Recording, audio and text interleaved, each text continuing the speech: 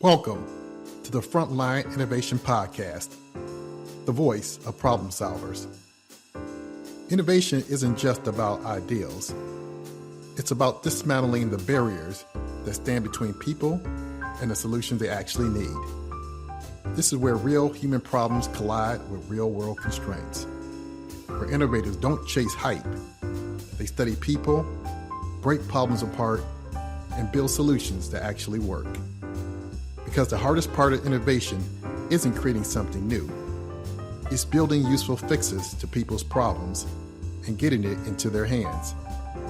Each episode, we go inside that journey with leaders, designers, builders, and problem solvers doing the hard, often invisible work of making innovation real. I'm your host, William Reed. Let's get to work dismantling human problems. On this episode of the Frontline Innovation Podcast, I welcome Jason Scharf to the show. He has spent nearly 2 decades pursuing his life's mission of catalyzing innovation. As an early stage investor, he targets the bio-innovation tech stack and the business of health. He has held key leadership roles in strategy and market intelligence at industry pillars such as Illumina, BD, and Amgen. Through the Austin Next podcast and Substack ecosystem metacognition, he explores innovation, bio and health, tech, ecosystems, Austin, and their convergence. In this episode, we explore how true innovation isn't just about new technology, but about solving real human problems through better business models, the design of the right experience, and alignment of the incentives to enable change. Jason, I'm really excited about this conversation today. I met you last year at a TEDx event here in Austin. So I got a chance to hear you speak. So a couple of things that jumped out at me was inspiring. So I started this new podcast. I say, you know what? I'm going to write Jason's name down. I'm going to put a pin in there. And when I come back and launch this thing, I'm going to have you on the show. No, that's great. And it's funny because you can stick me in front of a mic or on stage. I can babble for an hour, no problem. They're like, here you need a very clear-cut 8-minute speech, memorized. I was like, that's a slight, no notes. That was a slightly different proposition. So that was a fun experience. Yeah, I think it was, I went back and watched that. I said, oh my God, this is 8-9 minutes. This is really tight. Oh my God, you have no idea. Like they were like at 9, we get out the hook kind of thing. So like, yeah, the timing was extremely tight in that versus the classic speech, which is like 15 minutes. This was a little shorter. Well, it was a great topic. You and your colleagues got up there, did some great topics. So I think it was inspiring for a lot of people in the Austin area. And obviously, as they push this out, people all over the world get a chance to see it, which is a good benefit. So I had to have you on the show because innovation is a very hot topic today, and probably since the beginning of mankind, innovation is really kind of needed to survive. I think people think it's cool today, but at its essence, it's something that we need to continue to grow and survive from generation to generation. I know this is going to shock a lot of people, but like innovation hubs existed before Silicon Valley. Yes. And without even any internet protocol or Wi-Fi, there are things going on here that allows us to eat, protect ourselves, get out there and make sure we don't eat the wrong berries. How do we store food? Anything you can imagine doing with humans, it has some roots in.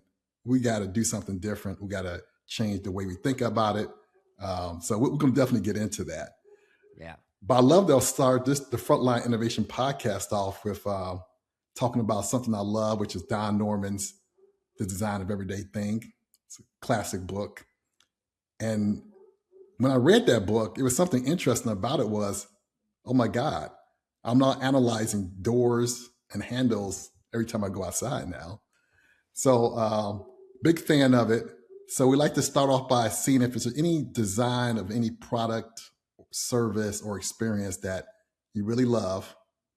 You think, I kind of like it, but it could be better.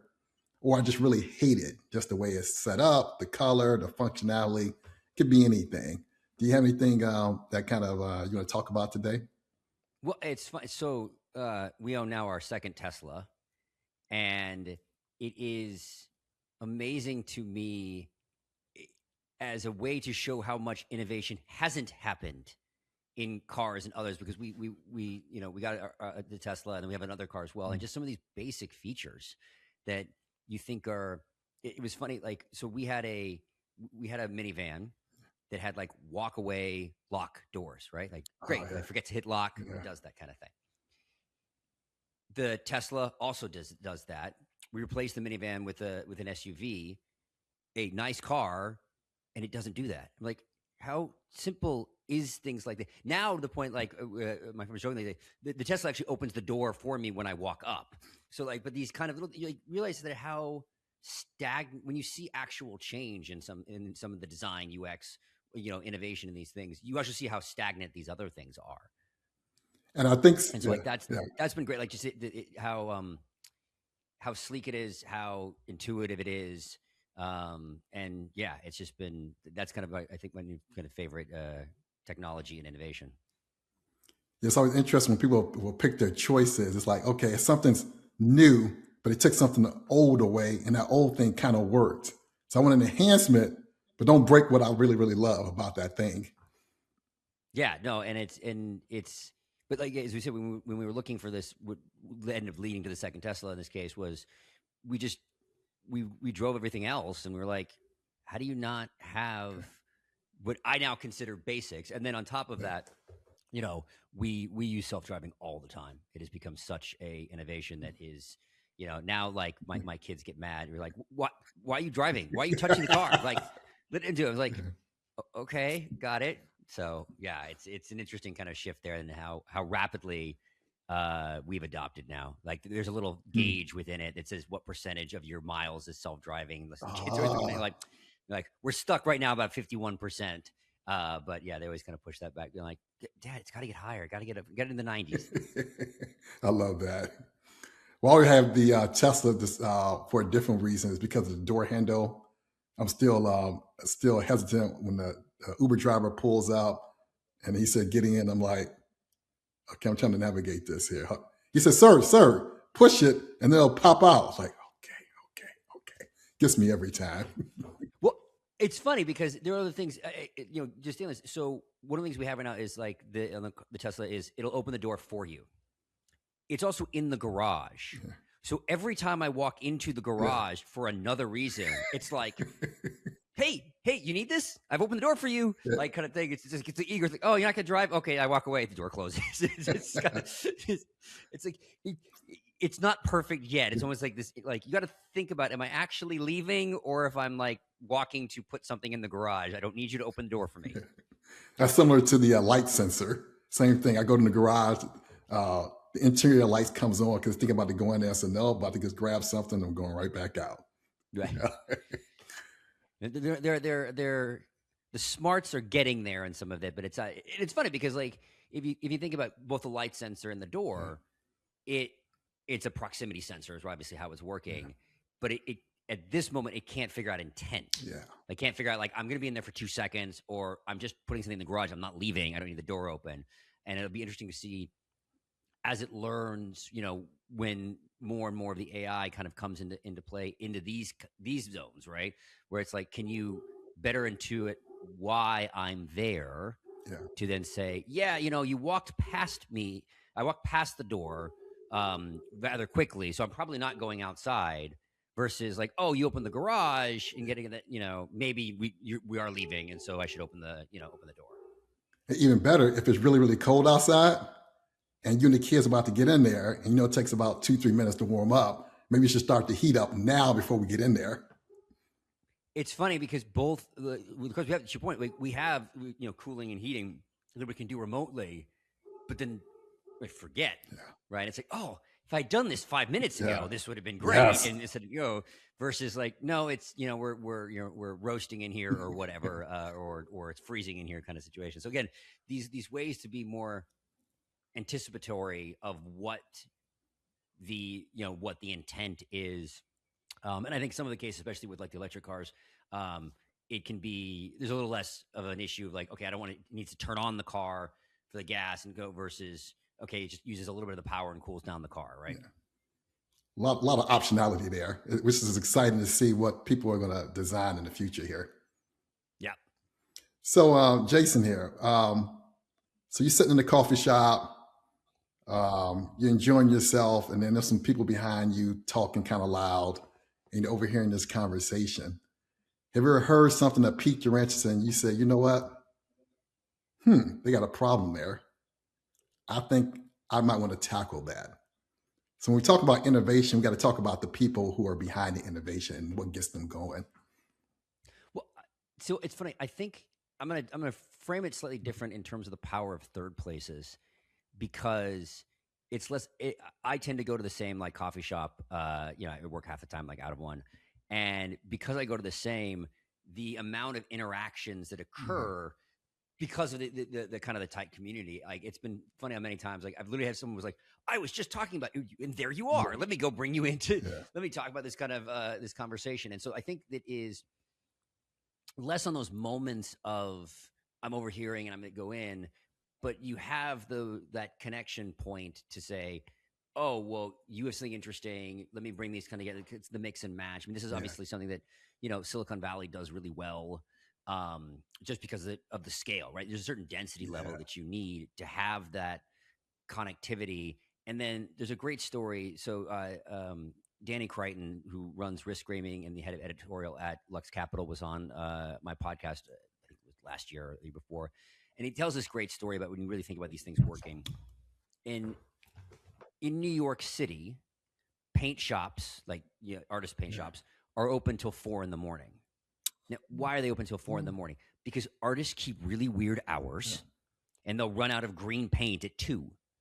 And so they can just go on down to the store and go pick it up. And that's kind of when you have that real nice synergy of like the third places, the environment, the neighborhood, all really are humming because they understand the needs of the builders, artists, whatever the neighborhood is for. And then you have those third places where then you can go and say, hey, I'm going to go, talk with Will about this, or we're going to see so-and-so there. And like, that's when you have the kind of the primordial soup of amazing kind of ideas and things coming together.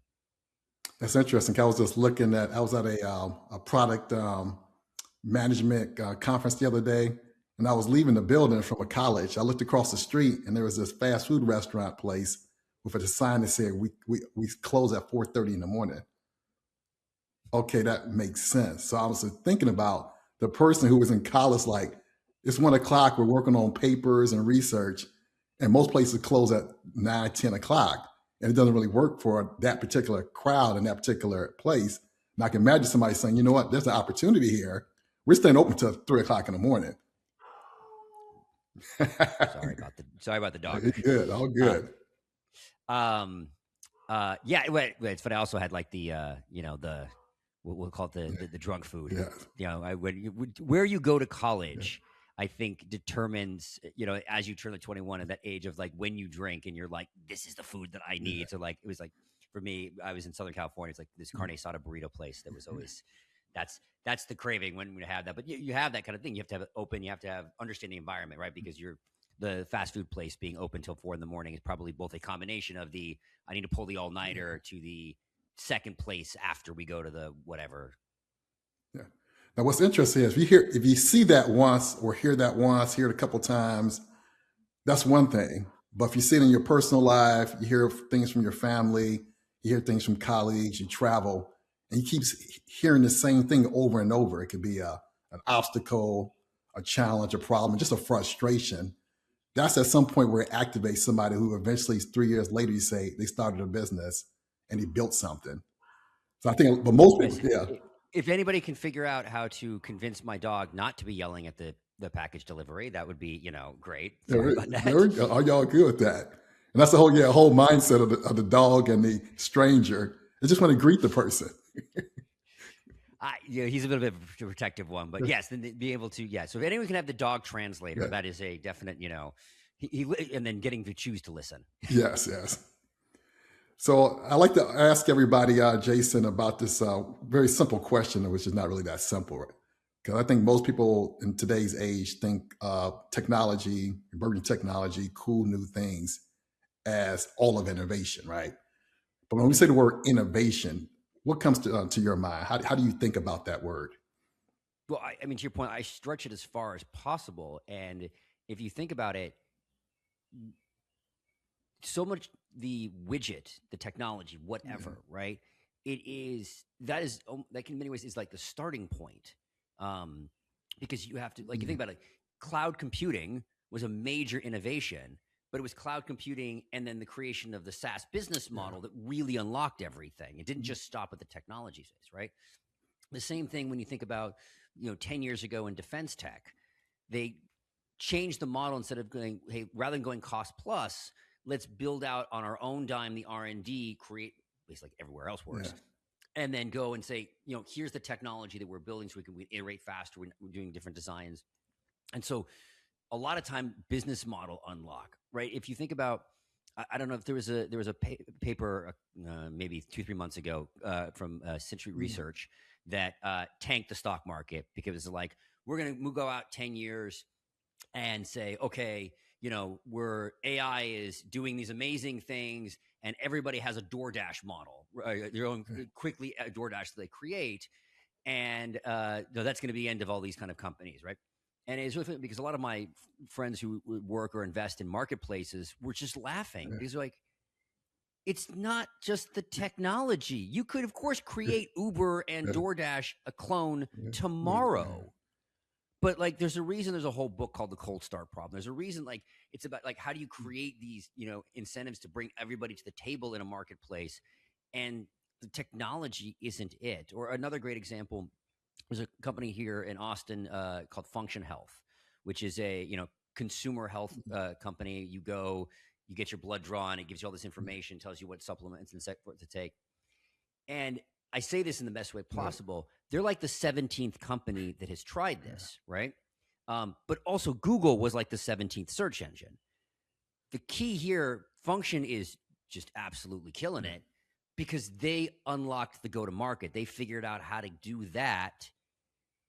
And then we're able to build, and they just bought, they bought an MRI company, they bought an at-home blood draw company. So like, they're killing it. But the major innovation, back to the question you had, was in go to market. That's what yeah, they figured out because this product and package set had been tried and figured out. And it was like, yeah, there's something here, but no one's figured out how to get it out there.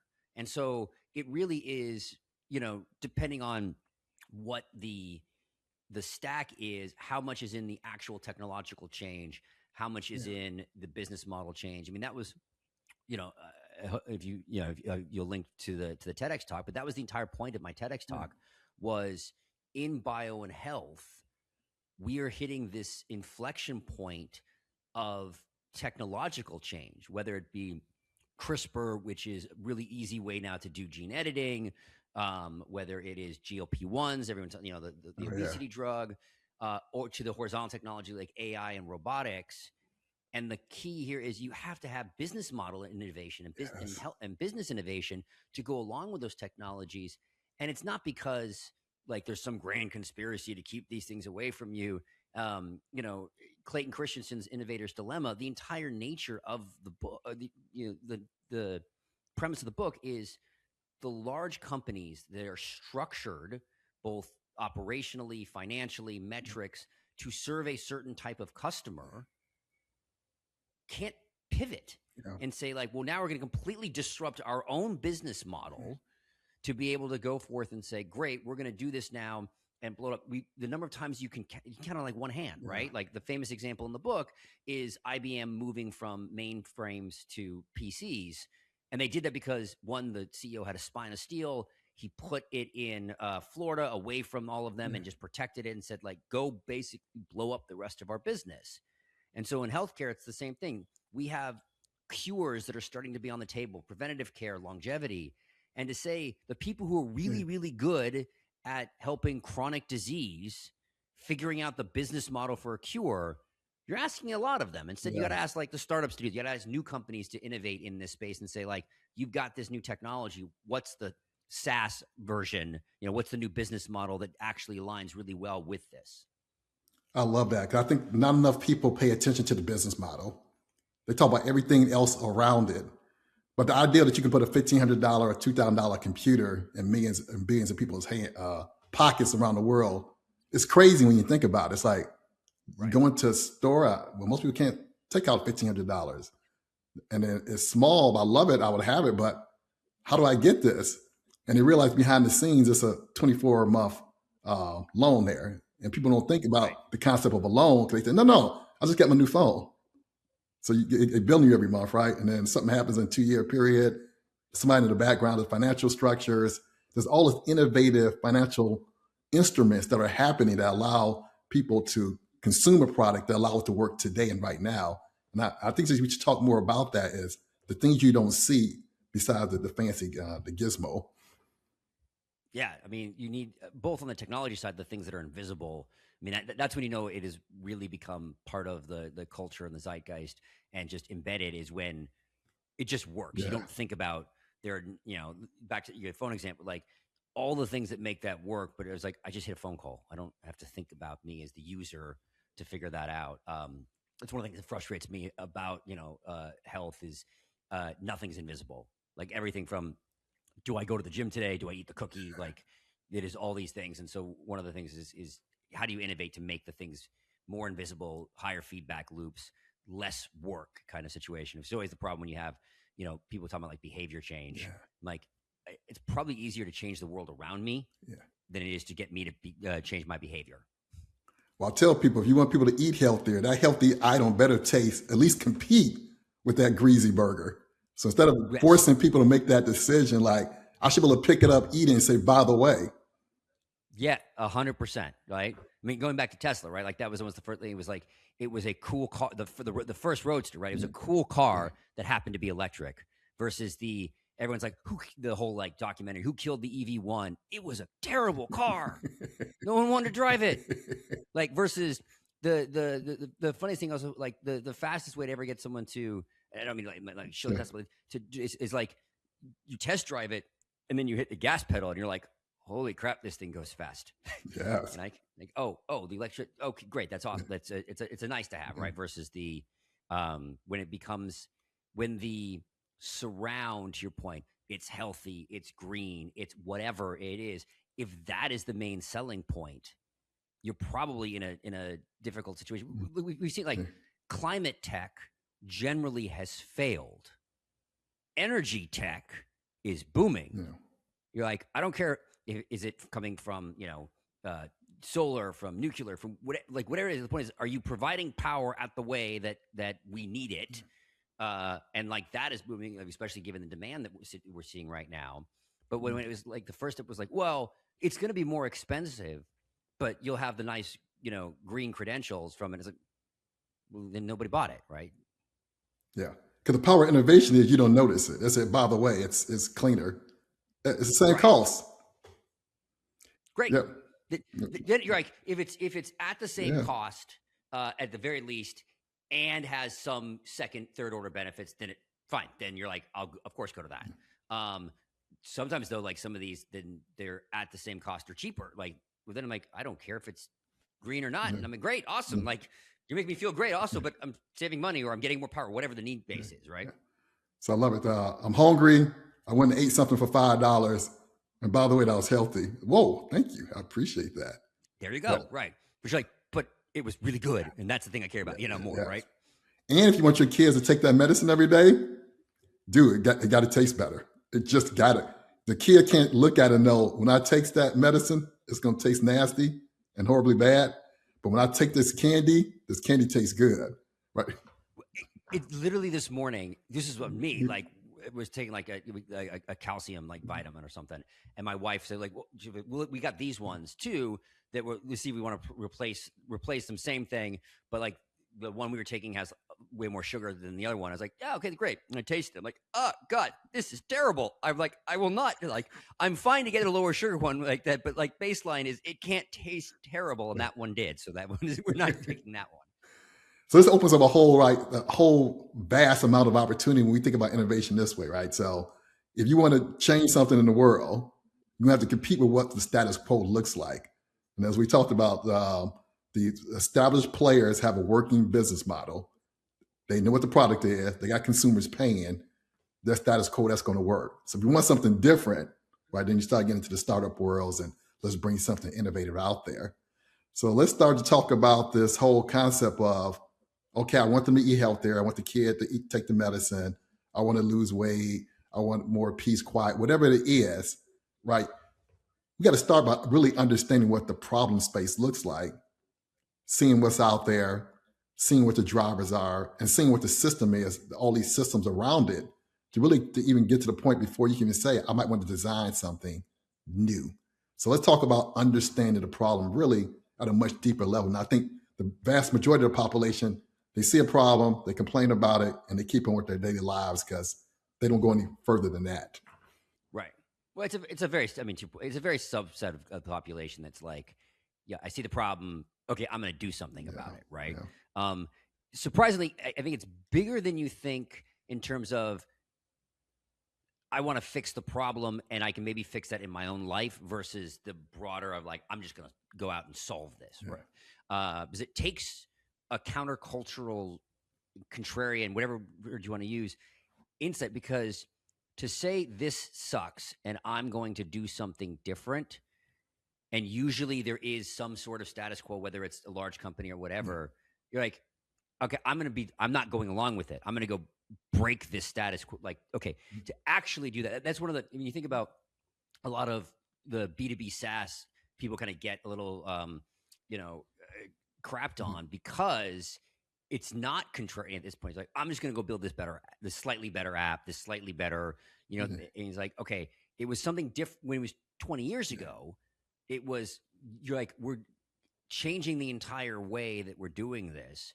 Versus today, a lot of that class, and there's a lot of great stuff in that class too. So I don't want to but a lot of people go into it as like, oh, that's how I can get my bag, and I'm going to go kind of do this and create just something incrementally better. And like, okay, that's great. Like, go do that, but you're not going to create like a truly disruptive thing. Versus, you got to be a little bit crazy to say, wow, that giant thing that everyone does is wrong, and I'm going to change it and fix it. You're like, who would sit down and use their fingers to input data to computer? That's so crazy and Flintstones. Why don't you just talk and let the computer listen to you? Simple, right? Well, it's funny because there's the so a book I recommend is Mike Maple's Pattern Breakers. And he has this thing called inflection theory, and the first two steps I think is right in what we're talking about, right? So the first one is that there is some sort of inflection, right? Technological, cultural, something. But he talks a lot about like he was investor in Lyft, and it was the introduction of the iPhone 4, I think it was, the one that had the GPS in it, and like suddenly that was a technological inflection that changed what is possible. But then you have to have the unique insight, or Peter Thiel calls it the earned secret, whatever, that you see something different. So like in the Uber Lyft example, you're like, oh, people will, my insight is that people will go into a stranger's car, right? And people will go onto this marketplace and to do this. And it's like, or the Airbnb of like, it's the biggest hotel chain that has no hotels, right? Like people will offer this stuff out. And I think that's the other piece, because you can see these inflection points, but what is the unique insight that's going to then flip everything on its head, right? And how do you kind of go into the future and then kind of come back and say, like, here's the steps to kind of doing that. And if you are, I forget, it might have been Maples that said this, but like, or somebody said, like, if you're not perceived as crazy, like, then you're probably not doing that. That doesn't say you can be perceived as crazy and you are like that is a dumb idea, right? Like there's this line between like, it's a dumb idea and it's a crazy idea, but when in hindsight, it looks obvious. So a lot of these things, you look back and you're like, of course you did that. I'm like, well, you weren't saying that, at the inception. And it also becomes down to the driving problem, right? Because you can find something like incremental or different, keyboard versus voice, but then you can actually find an actual problem where I physically can't type this. If I can't input this information a different way, it won't happen, and this problem will persist, which is a different thing. Is now I have to really innovate here to actually get this mindset shift to say, I want you to anticipate what I need. I need it faster, But if the status quo is I got to sit down, I got to spend an hour, I got to do all this extra, what people consider manual task. So let's talk about this understanding the problem is like, if we lock in and stay on the problem and hone it in, then we get to things that we really, really, really need. It's not that he's crazy. It's just not available on the shelf to go buy currently today. Well, right, but to your point, let's pull a thread on this, like, inputting via typing versus chat, right? And it's funny because I think there is an inflection that's more cultural inflection, or maybe generational is a better way to put it, than technological. Because we've obviously had voice to chat like for a long time, right? And I don't use it. I use it some, and I use it more now for different things on AI. My oldest, who's 12, who is become off the charts on AI, using all the time, building these things, coding and building. I can't get, like, if I tell him to type, he's like, so his default interaction, it's really funny. He was like, is he talking to somebody in this room? Oh, he's talking to AI. Like his default interaction is voice. And so what is interesting, now a lot of times what he'll do is whether he's talking directly with it or whether he's just doing essentially dictation. But to your point, so that now that we have that inflection, and I think that's probably more of, he's obviously an N1, but my sense is, I mean, since you brought it up, like it is something that's happening more and more. Okay, so now that we have this kind of inflection point of that, the primary modality is shifting towards speech rather than typing. Okay, what is that? To your point, then, what are the problems with that? What are the bottlenecks? What are the things that, or maybe even like the positive, what does that open up in a different way, right? Like what is it? Okay, if we switch, it's the GPS moment in the iPhone. Like if everybody's interacting this way, okay, how do we think about what becomes possible?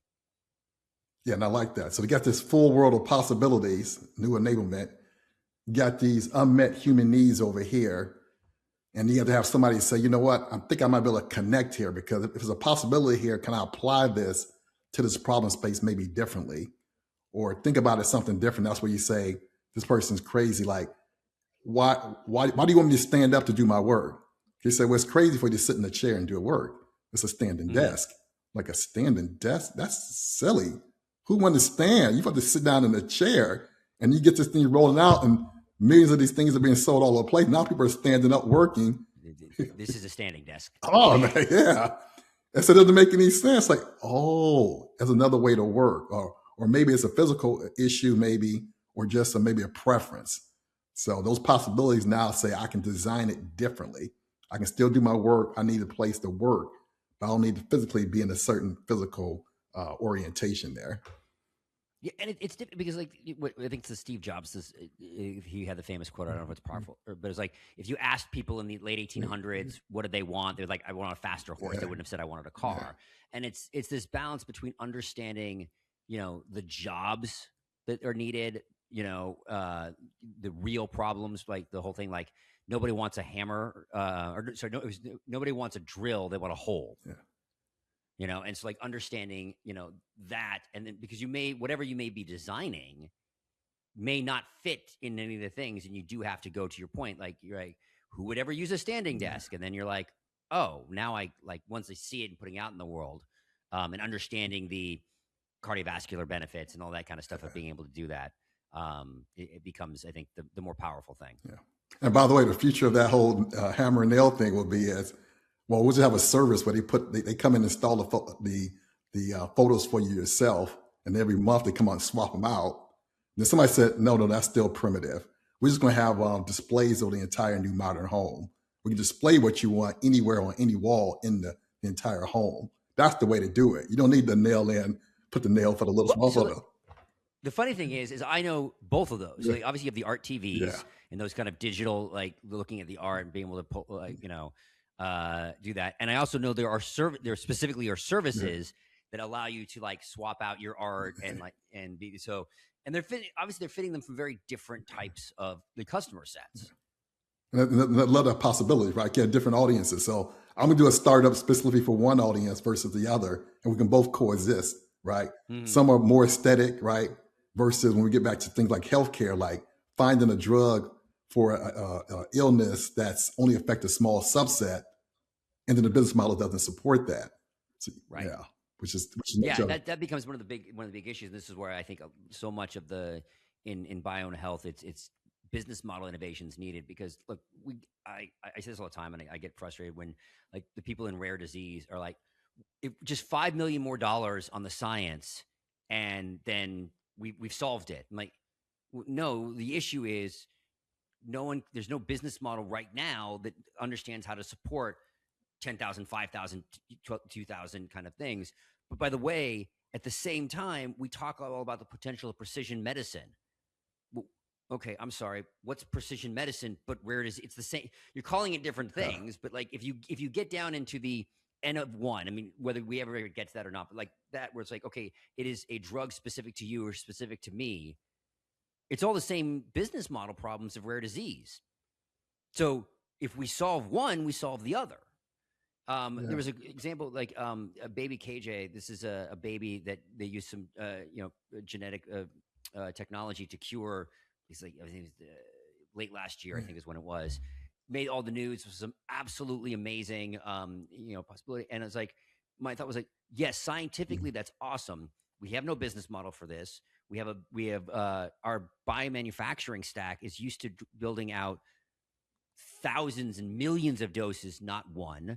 The clinical trial stack, again, the same thing. So like this is like we need, back to your, we need innovation all of here to make that possible. And then you need a business model on top of that to say like, okay, if we're going to be doing these one-off cures for all of these different children with rare disease, what does that look like?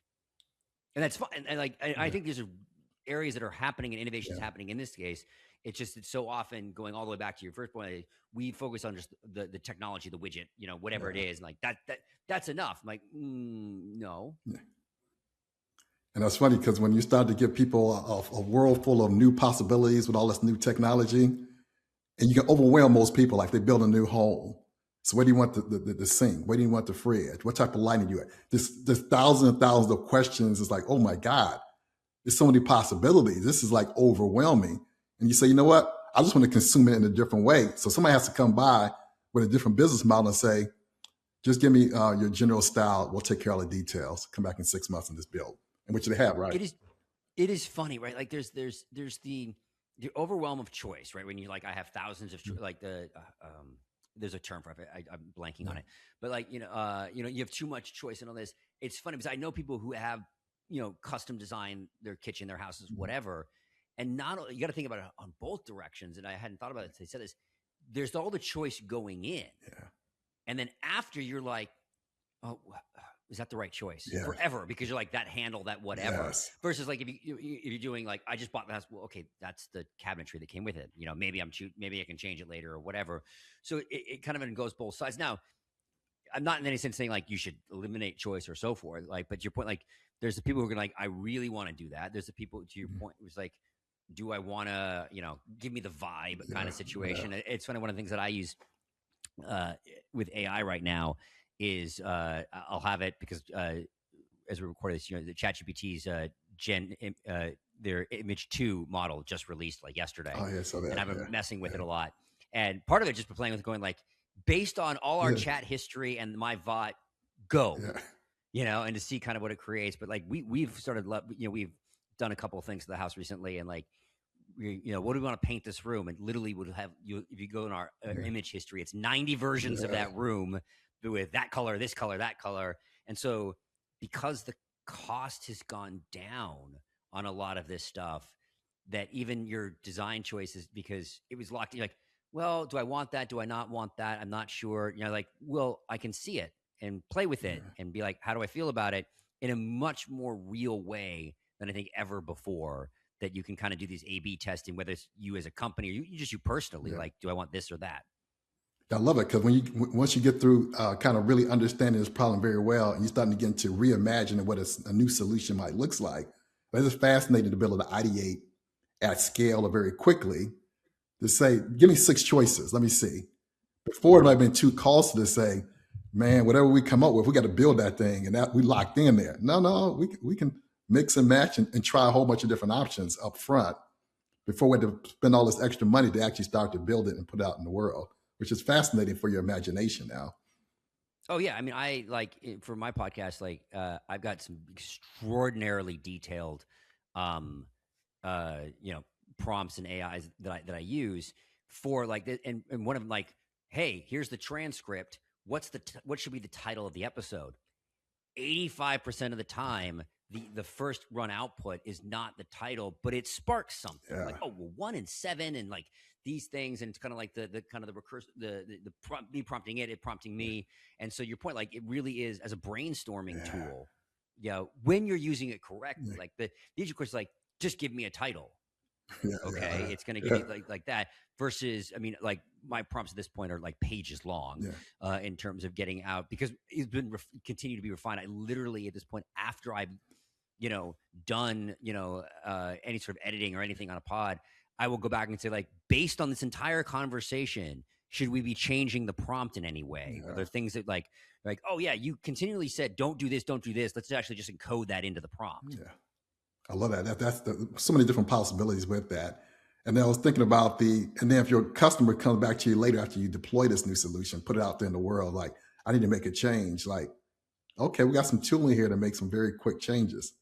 And so, Yes. although sometimes these changes are too fast, like my bank, they keep changing and moving around where the pay button is and the pop up. I was like, good Lordy, come on. I got used to it over here. Don't switch it and move it there, then there. But some reason a designer said it'd be a good idea to move it. Or you might find out, no, it's the business saying, hey, they sign up for more additional accounts when the button's on this side. So psychology. Right, you have you have the dark patterns for why people do things. To say like like I'm going to get more subscriptions, more and you understand both sides of it, right? But this is why I think back to where, like, when you think about innovation is so driven by incentive and incentive alignment, right? And like the best kind of businesses are ones that have that alignment. So to hit on like the health example again, like we have sick care, not health care. Yes, you're correct. Because but it's not a regulatory thing. It's a business model issue. The closest thing that we have to healthcare is the gym. And if you sign up and don't go, my operating margins are better. Okay. That's not really a good aligned incentive. Like you want the situation of like, I want, you getting healthier makes me more money. Okay. If I crack that model, I want to make you healthier. Yeah, because we have to break this model. Because right now, if I don't show up for the gym, they literally won't call me. They won't respond. I mean, they won't remind me. They just know every month is charged and they get their money and they're good to go. So the question is for somebody who's saying, hey, we got exploding healthcare costs, aging population, we got to get the population healthier. Well, you need that model, subscription model, whereas if I'm not showing up, I'm not putting the work in, I'm not getting healthier, and it's going to have consequences down the line. What is somebody today, right now, going to do about this to make it more competitive? So you can gamify it. You can build a culture around it. Things to change the behavior. It says William needs to come in 3 or 4 times a week to this place to keep doing that. Well, the issue is this, and I think that kind of going back to Clayton Christensen, he wrote a healthcare book called Innovator's Prescription, which came out 29, 10, 11, somewhere in that time frame. And it still sits like in my brain because there was one of the things that they put in it. There's a 2x2. And so the x-axis is behavior change required, and the y-axis is feedback loop. Okay, so top left-hand corner, low behavior change, high feedback loop, right? Nearsightedness. I can't see. I put on glasses. I can see. Like you don't really have to do a lot of anything to convince people to do it, right? Top right-hand corner is high behavior change, high feedback loop. Okay, type 1 diabetes. It is a lot of work to manage your diabetes, but if you don't, you could be in the hospital or dead the next day. So you do it. The bottom right-hand corner, that's the evil zone. That's cardiac disease, obesity, etc., which is like, high change, low feedback. If I eat the cookie, nothing happens. If I go to the gym once, nothing happens, right? And so the key here is how do you move things out of that? And obviously, if you've seen some of the data recently, obesity is going down for the first time in forever because, frankly, of GLP-1s. And what do GLP-1s do is the behavior change required is a lot less, like take 1 shot a week. And it looks to be there even now they're having daily pills coming out, and there's even some shots that look like they're coming down to like maybe a monthly shot or a quarterly shot. And they work quickly. So you're like, oh, I do this and I see results immediately. So you have both the feedback and you're like, I want to be on this, and the behavior change is a lot different. Look, I'm all for, like, obviously the people are like, well, we need to, and forget like the upstream of like fix our whole food system. Like, please go do. Like, that's one of the things. But back to our incentive, why is corn syrup and everything? Because we have subsidies on corn. Like, what are we doing here, guys? But it's the same thing here. It's like when it says like, well, just people need to eat better and exercise more. Like, yes, we've been saying this for a long time. What are you doing, right? Like, we need something. Do I like that we have to use, the nuclear weapon here in this case? I know a lot of people like anti-GLP-1. Like, no, but they work. Like, nothing else has been working. So let's do this.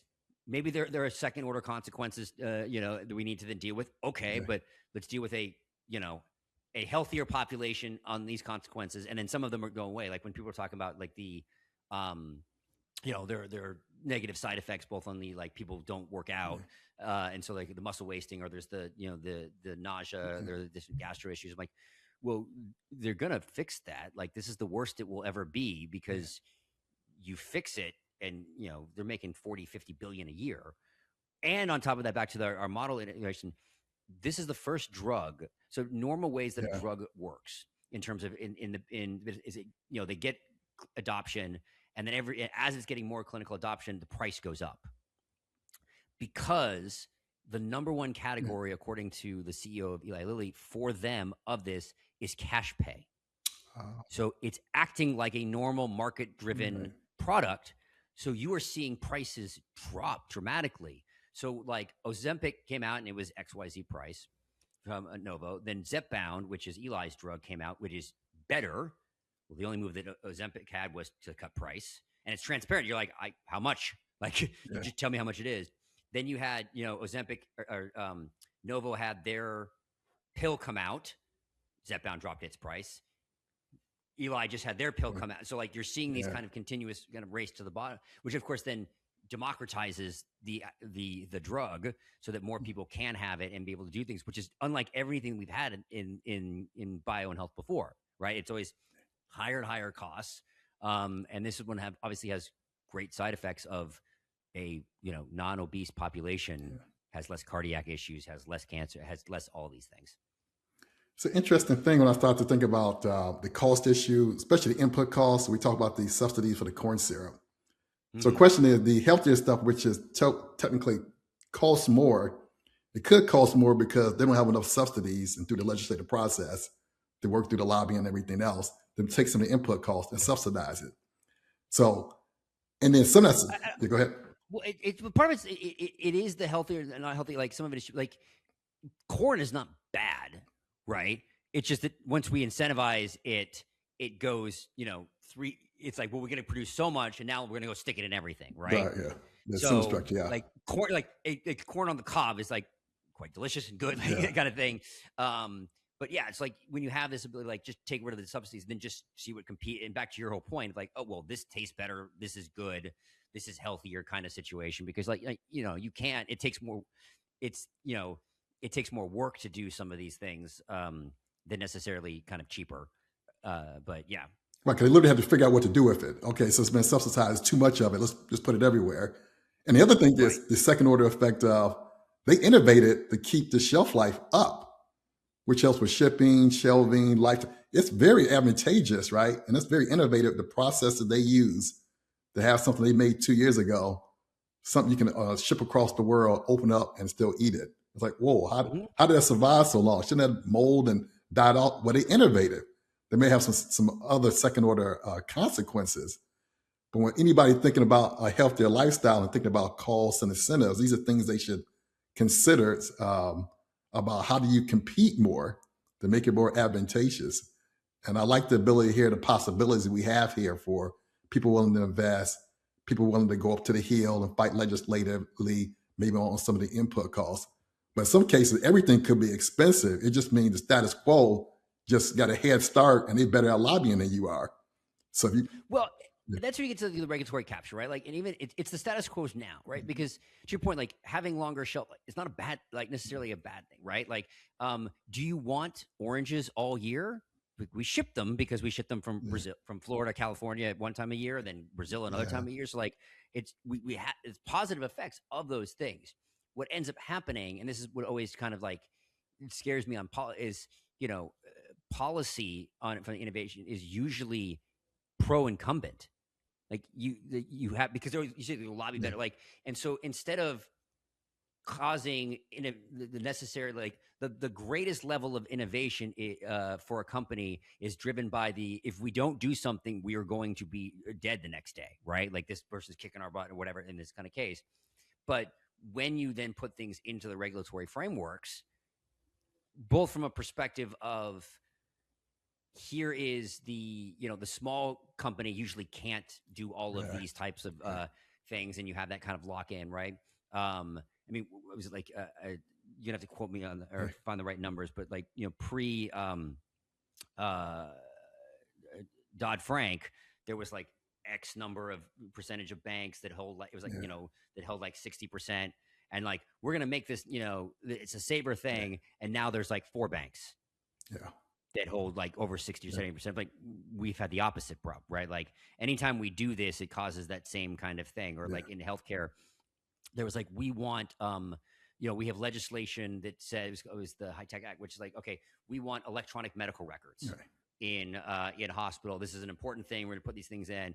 And what happened? We went from like 15%, I think, or so was like the biggest market share to now there's 2 companies that dominate the whole thing. And they still make, and even after that, they still make you fill out a whole bunch of forms manually. So you're worse for like, they're not like instead they Epic is famous for like using its power to like kind of push around. Like it's funny, a lot of startups tell me like, well, we're going to connect with Epic because these policies say they have to connect with everybody. And I was like, okay, good luck. The fine, if you want to fight them and they don't do it, and the fine is worth less to them, or it's not as much of a problem, right? When you see these companies getting these large fines from it's like, it's they're putting it as a cost of doing business, and so like the regulatory policy way, is usually it just captures in the incumbent, right? So you definitely got to understand these systemic elements here beyond just I got a great idea, I heard the problem, I got it out there.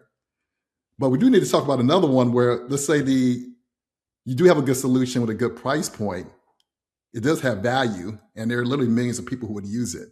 So we do have that kind of last mile of innovation almost, where it's getting out your message through a very crowded marketplace.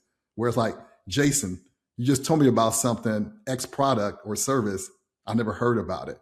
And you probably know the person and say, hey, your marketing department need to do something different because William didn't know about it. So talk about this challenge of right price, right fit, great product service, but you cannot cut through the noise, the ads, the campaigns. No one knows that you exist. Yeah, that sucks. That's the point. Like the understanding, I think it's so back to our point. Like everyone's like, oh, I have this widget. Okay, that's great, right? Like the likelihood, by the way, that you have this, to your point, this extremely 100% novel thing, like the idea maybe happened, like original thought is a difficult piece, but yeah, I mean, understanding like what is your go-to-market plan, right? And understand like if it's a consumer play, is it a business play, is it B2B2C, whatever, right? Is it going to the government? So understanding the nature of the buying process is one thing. Because like a lot of times, like when I was it was shocking to me. I ran strategy and product for an at-home microbiome solutions company. So this is the kind that would test certain things for bacteria that they would send in. That my wife would always make fun of me. That you'd send that, and like that was the first time I had ever really been in a direct-to-consumer company, and just seeing the Google ad costs that we were spending and like these other kind of direct to consumer were spending. I was like, oh my God. And so understanding how to get to them, understanding what are the effects that matter to your business, So, for instance, if you're making a marketplace, it's the network effects are really important. So, when like Uber and Lyft start, like it was like, okay, we're going to be in the Bay, and then have that kind of aspect, the word of mouth going like, wow, this is an amazing thing, and this experience is going. Or social media, the same thing. Like if I'm alone on social media, it doesn't matter. Versus, okay, I have a one-off, thing that I want to go get, and like a lab test. So like, okay, how do I find you? Yeah. So understanding whether this, and it's funny because obviously SEO, search engine optimization, was a huge thing. And now obviously AI optimization is a huge thing. So one of the things I always find interesting for me is I will go on to kind of like a fresh and kind of private temporary chat in AI, and like ask about certain like verticals and things of like, hey, who's the top person, or who should you talk to about like Austin innovation tech, right? And they're like, and then I'm like, okay, did I come up? They're like, who came up? Why? Right? Yeah. It's the same thing as Googling yourself, but it's the same thing. Like you understanding the nature of how these and so it's the same thing. Like, are you getting? I found really interesting now is that for my podcast and different things, like seeing now on the analytics that they're like, oh yeah, this came from ChatGPT, this came from Claude, and so having that as an engine coming in, and that's one of the things that we're in a moment of change, especially on the go-to-market side, but obviously on the technological side with LLMs, but on the go-to-market, that it's up for grabs. Yeah. Because if you can figure this out faster, and actually in some cases, the startup is going to figure out, AI, search optimization or whatever the term's going to be, faster than like the big guys are, because they don't generally move fast. And so this inflection point moment that we're at, it says like, okay, so you can be different. So what are you going to do? Yeah. Grandma, didn't you know I had a solution for you? Sorry, baby, I never heard about it. I went to your competitor. They had an ad that popped up when I was looking at YouTube videos. Right. And to your point, like understanding also where your customer set is, right? Like if you're going at grandma, if you're going at Gen Z, if you're going at the business person, if you're going at enterprise, if you're whatever it is, like that's the key, like understanding where the narrative is going and getting out there. And then also being, a lot of this kind of this, go direct in terms of founder, right? Like understand the audience. Like a lot of people on X, right? You're probably not going there for customers, but you're probably going there for investors and zeitgeist and all that kind of thing to kind of get the second order effect. And should you do this? Also, the last thing, like being authentic to you, right? You as the founder, you as the innovator. A lot of people say like, well, I should start a podcast, or I should do a newsletter. I should do like, well, the medium is the message. So what do we, how are we doing this? I know a lot of people in TV, in the media who are like, yeah, I want to put stories out there, but it's got to look good on TV. I'm like, yeah, great. So if you're doing a B2B app, don't pitch TV people. Yeah. If you're building a drone or, a robot or, like, yeah, that's great. It looks good. Yeah. You can see it. Definitely. So as we start to wrap this episode up, Jason, is there anything we didn't cover that you want to let my audience know about? There could be a problem solver. There could be somebody who's thinking about, I want to start a business, or I want to find a problem that really talks to me, any advice that you would have for them? I think the biggest thing, and I think is, because we went back to our point about like, people start business, they want to, it's the way to get rich now kind of situation, right? And reverse it from the perspective of, I think it was Pierre Diamandis said this, which was like, if you help 1 billion people, you make $1 billion. Like you can be, and I'm not talking about like, I'm definitely a huge capitalist. I'm not talking about like impact or whatever the things, like go solve a big problem. You will make a lot of money. When you reverse it and say, let me go make a lot of money in this space, you end up optimizing for that and not solving a giant problem. I love that, man. I'm going to put that on the t-shirt. That's the message there. That's it right there. Go help 1 billion people right now. You'll be well taken care of in the back end. There's 8 billion people on the planet. There we go. I love this, Jason, man. I really appreciate your time today. It's been a great conversation. Yeah, thanks for having me. That has been another episode of the Frontline Innovation Podcast. Thank you for your time.